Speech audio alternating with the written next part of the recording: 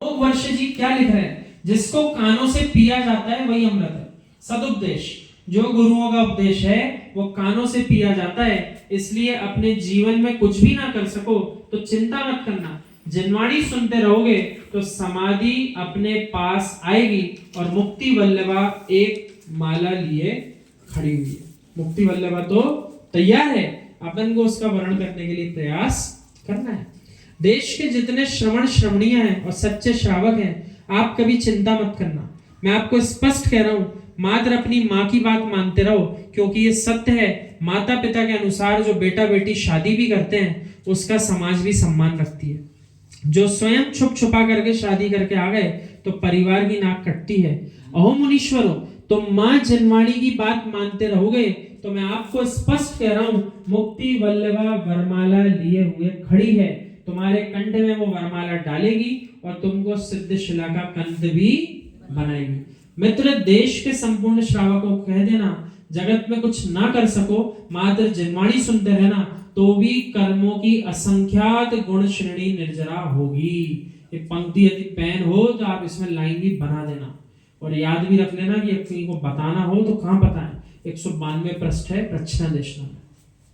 कि कोई कह सकता है अरे क्या करें, इस मनुष्य जीवन में आ तो गए, अब ज्यादा मन लगता नहीं, क्या करें। आचार्य श्री कह रहे हैं, सबसे जघन्य स्थिति में नहीं भी समझ में आता हो तुम सुनते रहना, जनवाणी सुनते रहोगे तो प्रतिक्षण तुमको असंख्यात गुण श्रेणी कर्मों की निर्जरा होती रहेगी। अब असंख्यात गुण श्रेणी कर्मों की निर्जरा किसको कहते हैं? कोई जीव बहुत समय तक कर्म बांधता रहे, बहुत मंद परिणामों के साथ भी, तब भी आश्रम तो जारी है। ऐसे बहुत लंबे काल में जो कर्मों का बंद होगा वो एक क्षण में ही निर्जरा को प्राप्त हो जाएगा। किसके कारण? मात्र भगवान की जनवाणी जो है उसको शुद्ध हृदय से सुनो। भली समझ में नहीं आ रही, ऐसा भाव तो आ सकता है ना, हमको समझ में नहीं आ रही, हमारा ज्ञान क्षय उपशम कम है, लेकिन जो भगवान ने कहा सब सत्य है। तो अपन को सम्यक दर्शन के 8 अंग भूलना नहीं है। प्रारंभी कहां से होता है? जिनवच में श्रद्धा धार, अश्रद्धा नहीं धार।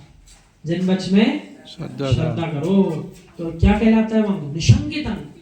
निशंकितम, शंका नहीं होना चाहिए। तो अब एक नई बात सुन लो आप, द्वादशांग का पूरा ज्ञान जिसको हो गया हो, मात्र एक पद पर जिसकी श्रद्धा नहीं हो, वो मोक्ष नहीं जा पाए। क्या कह रहे हैं हम? द्वादशांग यानी पूरी जनवाणी जितनी है, माना कि आप लगभग सब पढ़ चुके, सबका ज्ञान हो गया और श्रद्धा भी है, लेकिन मात्र एक पंक्ति पर, एक पद्य पर, एक शब्द पर जनवाणी की श्रद्धा नहीं आई, तब तक भी मोक्ष नहीं होगा। किसी को कुछ कहना तो नहीं है? द्वादशांग में एक पद्य, एक पंक्ति, एक गाथा, एक पन्ना, जो भी कहना चाहो, वो रह गया, श्रद्धा नहीं हुई। भले पढ़ नहीं पाते, काम बन जाता, लेकिन पढ़ लिया, श्रद्धा नहीं हुई। अरे ऐसा थोड़ी होता है, भगवान ने जो कहा ऐसा होता है कि नहीं होता है? इतनी सी एक पंक्ति पे श्रद्धा नहीं हुई, बाकी पूरा द्वादशांग पे श्रद्धा है।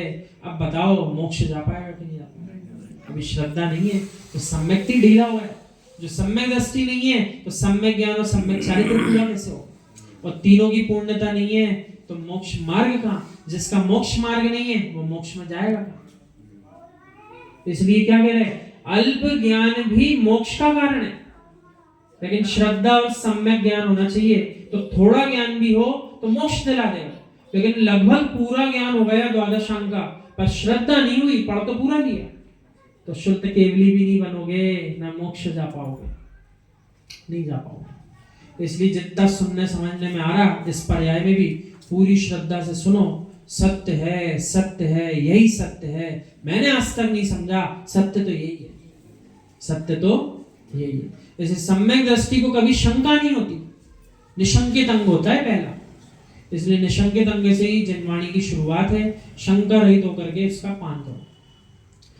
आचार्य प्रवर भगवत कुंद कुंद स्वामी जी ने पाहुड़ ग्रंथों में इस अध्यात्म विद्या की व्याख्या की। उस व्याख्या का दोहन करते हुए अमोघ वर्ष मुनिराज ने प्रश्नोत्तर रत्नमालिका इस ग्रंथ में प्रश्न किया, गुणवंत वस्तु विश्व में कौन सी है? जिनेंद्र का उपदेश ही परम अमृत है, यानी इस जगत में सबसे गुणवान वस्तु कौन है? कोई ऐसा प्रश्न करे तो एक ही उत्तर है, भगवान जिनेंद्र का जो उपदेश है, जनवाणी है, वही परम अमृत है। उससे बड़ा अमृत कोई भी होता ही नहीं है। बीज अंकुरित तभी होता है जब जमीन में पानी होता है, बिना पानी के अंकुरण नहीं होता। ऐसी मुमुक्षुओं वैराग्य का अंकुरण तभी होता है जब माँ भगवती जिनवाणी का पानी होता है। यानी कौन से पानी से सिंचन करना है अपने वृक्ष का, आत्मा का? वैराग्य का अंकुरण करना हो तो माँ भगवती जिनवाणी रूपी पानी उसमें डालते रहो, डालते रहो, डालते रहो। आपका आत्मा रूपी वृक्ष खिलता रहेगा, खिलता रहेगा, एक दिन संपूर्ण वृक्ष बन के खड़ा हो जाएगा। बिना देशना लब्धि के कोई सम्यक प्राप्त नहीं करता।